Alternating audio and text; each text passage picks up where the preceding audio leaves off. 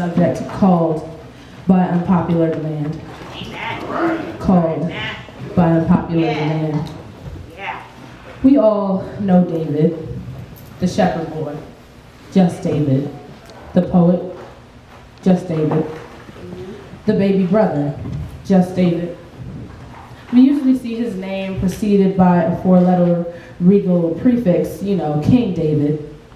But right now, he's just David. Currently, David stands in the same place that we are right now, just short of our destiny, waiting on the move of God that will change everything. But right now, he is just David. But no one else sees what we see for ourselves. You're not tall enough, pretty enough, handsome enough, experienced enough, educated enough, just not enough. But what does God say? God sees purpose before anybody else does. In verse 16 it says, the Lord does not look at the things people look at. People look at the outward appearance, but the Lord looks at the heart. But just because you aren't what they expected doesn't mean you don't fit God's description. God does not allow everyone to have access to the vision. Not everyone is worthy of seeing where you're going. Not even Samuel, one of the most well-known prophets of the Old Testament, could see it. He went and looked at every other brother but David. But God didn't look at what Samuel was looking for, what the king's supposed to look like. Eyes haven't seen nor ears heard, nor has it entered into the heart of man what God hath prepared for those that love him. So why is it that we have yet to understand why these people who are about as deep as a kiddie pool don't see our purpose? All right. Turn to your neighbor, let them know I will be somebody. I'm gonna be the teacher, the preacher. I'm gonna be somebody, the fireman if I wanna be. I'll be the greatest president this world has ever seen, even though there's a ton of foolishness going on in this country. I'm gonna be somebody. I don't care what you have to say. I'm not remedial, I'm redeemed, okay? I'm not failing because he's given me favor. Just because y'all have me labeled as rejected does not mean that I'm not being perfected right now. But this is foreign to you. No one in your family has graduated high school, let alone college. What? Excuse me? You've never seen this before. No one in your family has waited for the covenant of marriage. Young queen, God's jewels, not these boys' tools. And no, you have not seen what a godly woman looks like. That she is priceless and goes on sale for nobody. And modest is indeed hottest. Young king, my brother, not my N-word. No one has taught you how these queens should be treated, or that you are more than a body outline. No one in your family has ever done that, heard that, seen that. So you have been surrounded by people that have not heard the call, let alone answered it. You have been living in a place so far from where you are going that you don't see that there's a way out. But my brother, my sister, I'm here to tell you that there is. Just because you don't see it for yourself doesn't mean God doesn't see it for you. Just because you have not seen it before does not mean it can't be seen. But when you were spending time in the field, he was preparing your palace. No matter how long you've been living short of your purpose, God's timing is greater than your circumstances. God doesn't see you as just anything. God will change your name, and watch this, what you answer to as well. You don't refer to me as the shepherd boy, because that's not me anymore. I am in a higher place than where I was. I'm not a liar anymore, cheater, adulterer. That's not me anymore, so you better not call me one. However, it is important to acknowledge not just the elevation of your identity in God, but the exclusivity of it. I'm going to explain to you why you missed a good shout right there. God changed me from who I was, what I answered to, but he also changed the projectile motion of where my destiny was going.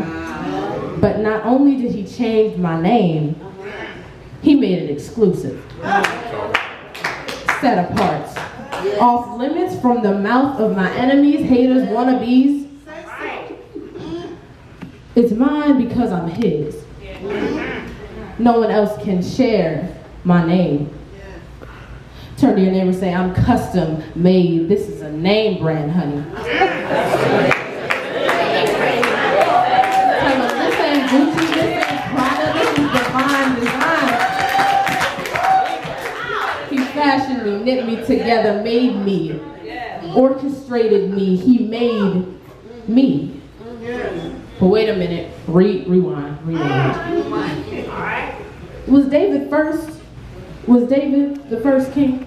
I don't think so. Y'all need, let's see, we just had Bible study, so David was not first.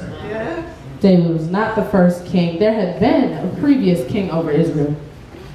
Somebody had their blessed assurance sitting on David's throne. But I don't know if y'all remember this, but in verse 1, God makes it quite clear. How much longer will you mourn for Saul, since I have rejected him as king over Israel? Although your position may be filled right now, doesn't mean your crown doesn't have your name on it. Even though Saul had been king before, it was time for a new king. Take notes from David, because when your time comes, you can't be playing around with the sheep, all right? Okay? Because your calling's waiting on you. Someone will try to be you. Sometimes your own family will try to intercept your blessing, so you got to be in position to catch it. But the good thing is, though, anyone attempting to wear your crown, let them know you just temporary. If God has placed you on the throne, no man, woman, child can remove that. No teacher, no supervisor can stand in the way. Because what God has for you, it is for you. He promised to prepare me a table in the presence of my enemies. And they can't sit down till I get there. So if I was David, I would take my good old precious time getting there too. Because they cannot sit down. My seat is reserved. So if God be for me, who in their right mind would want to be against me? Because he promised me this victory. Turn to your neighbor and say, this one, this victory. Turn to your neighbor, smile at him real nice. You've been sitting next to him for a while now. Y'all should be friends, right? Okay. Say, neighbor, I want you to know that big and tall promises aren't for twig and small people.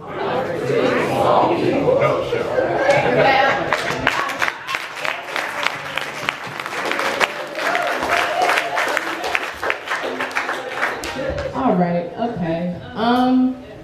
Let's see. I've been jumping around quite a bit, y'all.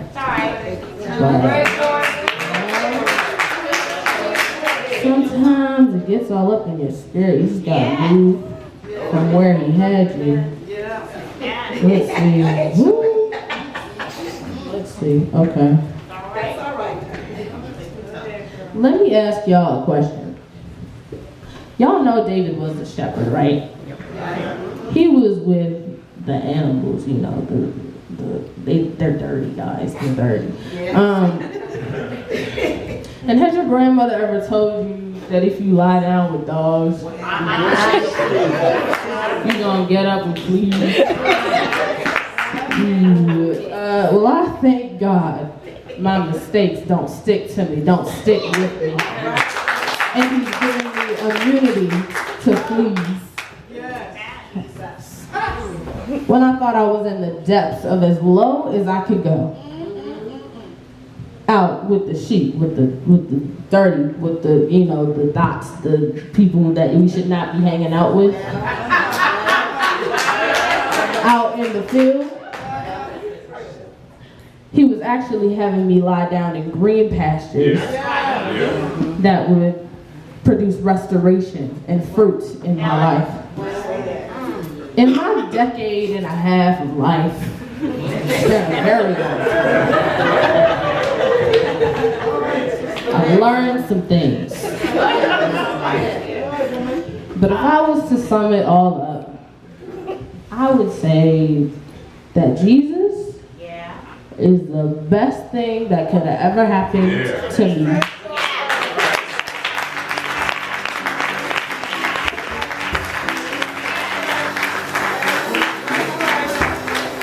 He gave me this dream where I'm standing. I sang in the youth choir here for probably 12 years of my life. And I would always look up at pastors like, nah, that can't be me. I ain't the one.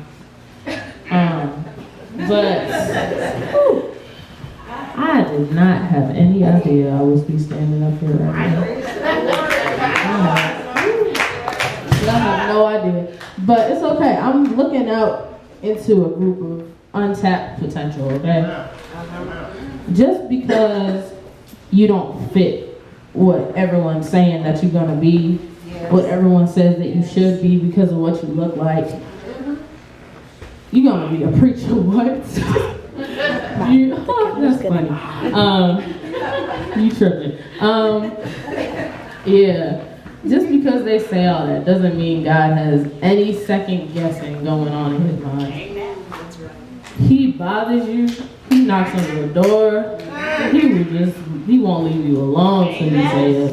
And I was like, you know what, God, okay, if you say so, we gonna see, test the waters a little bit. And then he places people in your life who are gonna do amazing things for you without you even knowing about it. I came in to 2016 like a little confused because I accepted the call when I was like 12 or 13. I'm 15 now. I ain't grown, but I'm older now. So it's been a minute. And I preached last Good Friday, 7 last words, April 3rd, 2015. Until today, I had not preached at all. At all. I was like, God, you playing games, man.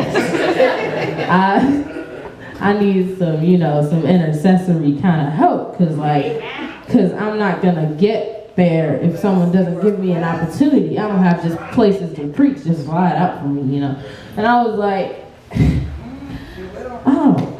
And then coming in 2016, I was like, I am going to write a sermon and I'm gonna preach it. I don't know where. I don't know when. I don't know who's gonna say that I'm gonna do it, but I'm gonna do it. I didn't know I'd be standing here. So I'm just, faith is the substance of things hoped for and the evidence of things not seen, y'all. Like really, because y'all have no idea. It's very stressful. It's not easy. No one told me it was gonna be easy. I mean, you watch, you see preachers get up, and you're like, they ain't nervous, they're straight, So they're not, okay? They're very nervous, they're shaky, they're awesome people. I know from personal experience, but it's okay, because, let go, let God, But he gave me this vision, this dream for my life that I couldn't have predicted ever. But he promised it to me, so I had to trust him. He is the one and only author of our story. He knows the beginning from the end and only wants what's best for us. But I wish I could say it's fun all the time. I wish I could say people are going to see the favor on your life and be happy for you. But I can't say that.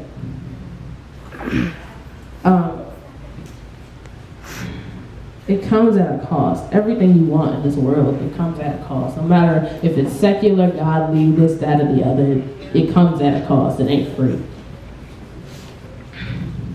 So you can't look like everybody else. You can't talk like everybody else, walk like everybody else where you're going. Because, I hate to break it to you, not everybody gets to go where you're going. I told you it's exclusive.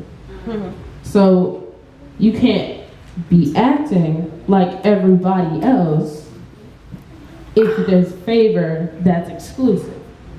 Because the favor that's exclusive gives you a new name, okay?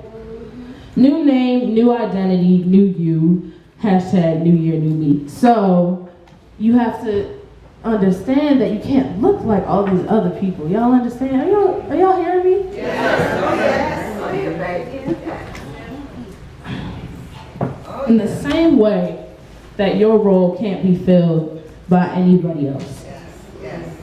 There is a unique space in your heart that has been formed and fashioned only to be filled by God.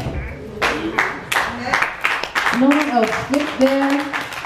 You have these people on pedestals, I swear, I've seen it. These things on pedestals, these J's, these badges, all these things that you think are going to give you joy unspeakable, but really you're not. I'm sorry. The only joy that you're seeking, you can be fulfilled through Jesus. Really. And I just implore you to dethrone them, because really they don't belong there. They're not going to fit. They're going to fall off. They're temporary. All the things in this world, they pass away when the kingdom of God comes. So all these things you're out here seeking in the world, they're not going to stay with you the whole time, because you got places to be. You got palaces to rule. You got things to do. You got better places to be. So you can't be fooling around with these sheep. You can't. They're going to hold you back, I swear. They're like crabs in a barrel. They're going to pull you down. They're going to try to sidetrack you, get you off your path. You have to keep your eye on God where you're going. I don't know where he's taking y'all to. I just know where I was is not where I'm standing right now. So y'all have to keep your eye fixed on him. And I promise you, he will see you through. You may think that you know what you're going to do with your life right now. This is a youth Sunday, so most of y'all, I'm praying you see your purpose later on in your life, but for the youth right now, we're confused. But let me explain something to everyone under the sound of my voice. Contrary to popular belief, Youth Sunday is not just for youth. It is for everyone. You should come to God as a little child, he said. So take notes. These kids know what they're talking about for the most part. We're not too young to have gone through some things. But I'm going to tell y'all one thing. When you're looking for your purpose, because you're like, where do I fit? Where do I fit? I don't know. I may not want to preach. I may not want to sing. I may not want to do any of this. It's weird. It's awkward. I don't know how to worship. I don't know what I'm supposed to be doing with my life. But I'm going to explain the difference between career and calling. Calling works for purpose, not paper. All right? So to unlock the key to this success, the last page of the story, you have to get to know the author. Read his word, talk to him, and he'll show you how to walk with him. All right, I'm through.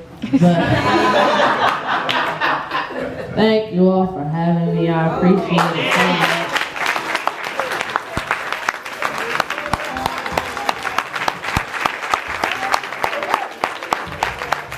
Praise the Lord, praise the Lord, praise the Lord.